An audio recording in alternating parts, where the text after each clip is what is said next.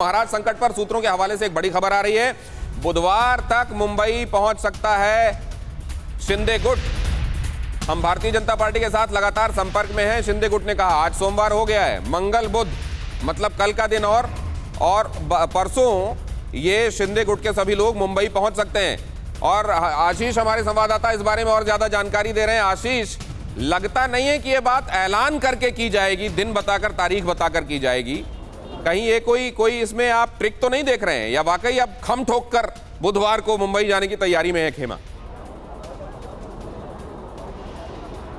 तैयारी है, पूरी तरह से तैयारी हो गई। और मैंने दो लोगों से बातचीत की है और दोनों ने सिमिलर लाइंस पर ही आंसर दिया है कि अगले 48 से 72 घंटे के अंदर में वो मुंबई में होंगे।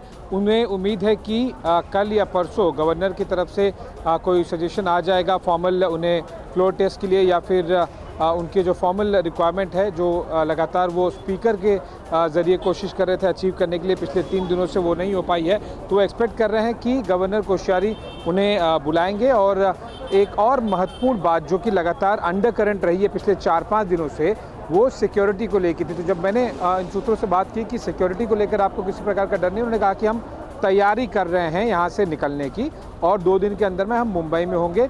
सिक्योरिटी का टेंशन इसलिए नहीं है क्योंकि आज नहीं कल जाना है, और दूसरा सुप्रीम कोर्ट के इंटरवेंशन के बाद में, आज के ऑब्जर्वेशन के बाद में हमें सिक्योरिटी का टेंशन नहीं है। हालांकि वो लगातार बीजेपी के साथ में कोऑर्डिनेट कर रहे हैं। बीजेपी ने अपने जो पार्टी वर्कर्स हैं और एमएलएज हैं उनको भी अलर्ट मोड पे रहने के लिए कहा है। तो वो भी शायद लोकल लेवल पे मुंबई में ट्रांसपोर्टेशन को लेके, इन एमएलएज को लेकर अपनी अलग स्ट्रैटेजी बना रहे होंगे। जरूरी नहीं कि बस से ही जाएं, हो सकता है कि मेरा एक अगला सवाल आपसे ये है आशीष, और जल्दी से मुझको ये भी बताइए कि मुंबई पहुंचने के बाद ये खेमा, वो तो एक सिक्योरिटी का वैसा सवाल हो गया, लेकिन ये खेमा इंटैक्ट रहेगा, इसको लेकर कोई अंदेशा है एकनाथ शिंदे को, या वो उनको गारंटी हो गई है कि अब ये एडहेसिव का मजबूत जोड़ है, ये टूटेगा नहीं? कौन सा एडहेसिव है ये तो अभी तक नहीं बताया गया है, और हम सबके लिए गेस करना है कि क्या ऐसी चीज़ है जिसने जोड़ के रखी है 39 लोगों को। लेकिन आज के सुप्रीम कोर्ट के फैसले के बाद में जो उन्होंने सुनवाई 11 जुलाई तक टाली है, उसको लेकर यहाँ पर थोड़ा जोश आई है। वो इसलिए क्योंकि इन्हें पता है कि अब ज़्यादा समय नहीं वेट करने की ज़रूरत है। 11 जुलाई की सुनवाई बहुत ज़्यादा महत्व नहीं रखती, और इसीलिए वो जल्द से जल्द इस पूरे प्रोसीजर को कंप्लीट कर लेना चाहते हैं। मुझे लग रहा है कि अगले 24 घंटे के अंदर ही यहाँ पे आपको हलचल दिखनी शुरू हो जाएगी, जब एमएलएज को यहाँ से निकाल कर मुंबई की तरफ लेके जाया जाए। और उसको लेकर एमएलएज ने साफ कर दिया है कि उन्होंने जाने की तैयारी भी करनी शुरू कर दी है।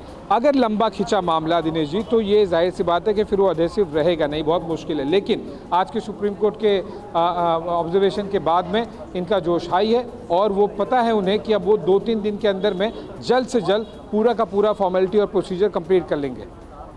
ये फॉर्मेलिटी प्रोसीजर जल्द से जल्द कंप्लीट हो जाएगा, बुधवार को वहां पहुंच जाएंगे। अगर ऐसा होता है तो क्या होगा, ये बहुत बड़ा सवाल है। बुधवार, और क्या ये पूरा खेमा इंटैक्ट रहेगा? कपिल सर, आपका नजरिया क्या इसमें? आपको ये उनके निगाह से कोई एप्रीहेंशन दिखता है कि इनमें से कुछ छिटक जाएंगे उद्धव के पास वापस? देखिए, ऐसा है कि राजनीति में कब क्या हो जाए, आपके सामने वो शरद पवार के भतीजे वाला किस्सा मालूम ही है, चीफ मिनिस्टर की शपथ लेने के बाद में। तो राजनीति में क्या कब हो जाए ये तो एक अलग बात है। लेकिन मैं यहाँ एक बात कहना चाहूंगा, जस्टिस साहब ने अभी एक बात कही शिंदे को लेकर के कि वो कावर्ड है और छुप करके वो कर रहा है। मेरा सवाल यहाँ पे ये है, क्या वो वापस वहां पे उस तरीके से पिटने के लिए जाए जैसे नौसैनिक अधिकारी पिटा था? क्या वो वहां पिटने के लिए जाए जैसे कराची बेकरी वाले का, कराची नाम बेकरी का रखने के ऊपर वो पिटे थे? इसलिए मेहरबानी करके इस तरीके का, मैं तो कहूंगा उससे बड़ा इस समय वीर कोई नहीं है जिसने पारिवारिक वर्चस्व को शिवसेना में चैलेंज किया है सिद्धांतों के ऊपर। आप उसके सिद्धांत से एग्री करें या ना करें वो दूसरी बात है, लेकिन उसने राजनीति को एक नया मोड़ दिया है इस देश के अंदर कि पारिवारिक दास्ता को जो हम स्वीकार नहीं करेंगे, हम सिद्धांत पे चलेंगे। और ये देश की जो और पार्टियां हैं, कल आपके सामने नतीजे आए हैं रामपुर के और आजमगढ़ के, वहां भी ये साबित हुआ है कि देश की जनता पारिवारिक दास्ता में नहीं रहेगी। ये एक नया संजय गुप्ता जी का नजरिया इस पर लेना बड़ा आवश्यक है। क्या ये चैलेंज असल में परिवारवाद को है, संजय गुप्ता जी? नहीं, ये परिवारवाद को नहीं है, ये चैलेंज उस विचारधारा को है जिस विचारधारा को लेकर कोई भी पॉलिटिकल पार्टी चलती है। हमारी पार्टी में इस बात को समय समय पर बड़े लीडरांस कहते रहे हैं। सबसे पहले मनोहर जोशी जी ने इस बात को कहा था कि हमारा नेचुरल गठबंधन बीजेपी के साथ है, कांग्रेस और एनसीपी के साथ नहीं। उसके बाद प्रताप सरनायक जी ने भी इस बात को कहा कि हमारा नेचुरल गठबंधन बीजेपी के साथ है, एनसीपी और कांग्रेस के साथ नहीं। और हमारी पार्टी के ज़्यादातर लीडरांस इस बात को मानते भी हैं। तो क्या इस बारे में आपके ज्यादातर लीडर जो मानते हैं उसकी राह में जो दीवार है केवल उद्धव ठाकरे ही हैं क्या?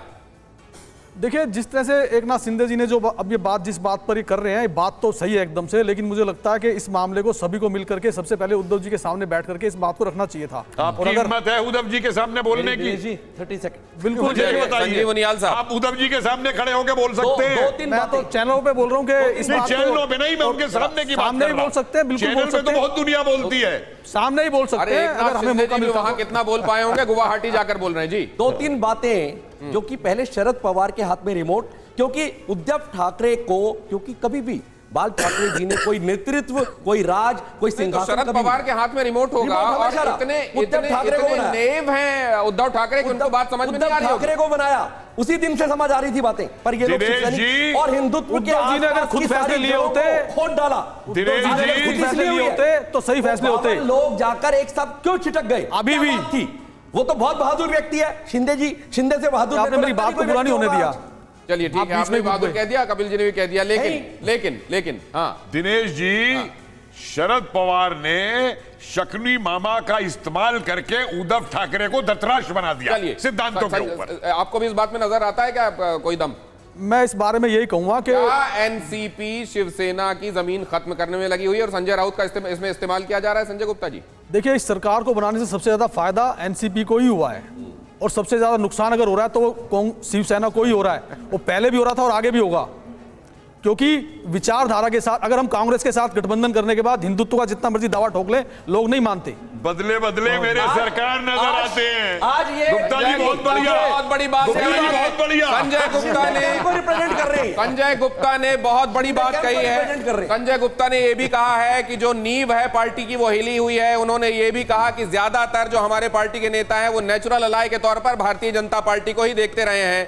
लेकिन कमलाबाई भी तो आपके यहाँ कही जाती रही है। ठीक है, वो कमलाबाई कहने का वो तो बाला साहब कहते थे, उसमें क्या बात है? बीजेपी ने कभी इस बात पे एतराज नहीं किया। अच्छा, तो आप इस समय जो यहाँ रिप्रेजेंट कर रहे हैं, ये एकनाथ शिंदे की शिवसेना को रिप्रेजेंट कर रहे हैं कि उद्धव ठाकरे की आज शिवसेना को बता दो संजय। आज देखिए, मैं शिवसेना को रिप्रेजेंट कर रहा हूँ। मेरा कहना यह है कि एकनाथ शिंदे जो बात कह रहे हैं वो बात सही कह रहे हैं, मगर उनका तरीका सही नहीं है। उनको ये बात उद्धव जी के सामने बैठ करके कहना बात चाहिए। ये लगातार कहते रहे हैं, मेरे साथ बातचीत में उन्होंने पहले भी ये कहा कि उनका तरीका गलत है, वो बात सही कह रहे हैं। और मैंने जब उनसे पूछा कि क्या उद्धव ठाकरे इस सामान्य सोच जो पार्टी में प्रिवेल कर रही है, इसमें क्या उद्धव ठाकरे रोड़ा बने हुए हैं, तो उन्होंने कहा उद्धव ठाकरे को समझाना चाहिए, बात की जानी चाहिए। मतलब एक तरीके से वो कह रहे हैं कि हाँ ऐसा है।